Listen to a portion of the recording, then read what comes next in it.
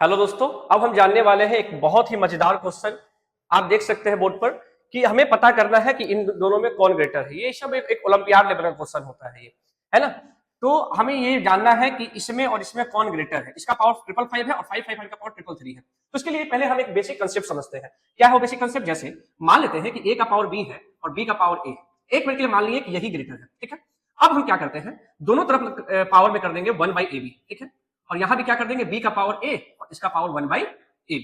यहां b से b cut जाएगा, यहां a से a कट जाएगा, मतलब a का पावर 1/a और b का पावर 1/b, ठीक है। अब अगर ये ग्रेटर है, अब ध्यान से समझिएगा। जैसे एक ग्राफ होता है x to the power 1/x का ग्राफ, ठीक है। इसका ग्राफ जो होता है बच्चों कुछ इस तरीके से होता है, ऐसे, ठीक है। अब यहां पर जो पीक पॉइंट होता है इसको e बोलते हैं, जिसका वैल्यू होता है 2.781। अब ध्यान से देखिए कि जब हम इस वैल्यू के आगे जा रहे हैं तो वैल्यू धीरे धीरे कम हो रहा है।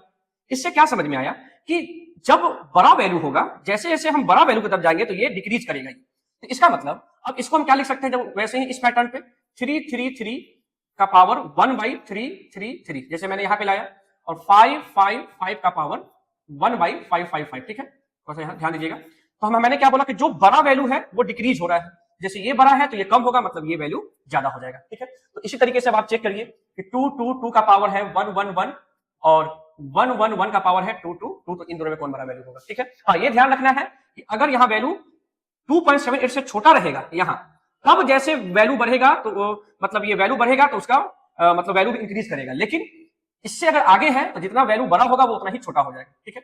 Thank you so much, I hope क्या कोई समझ में आया हो।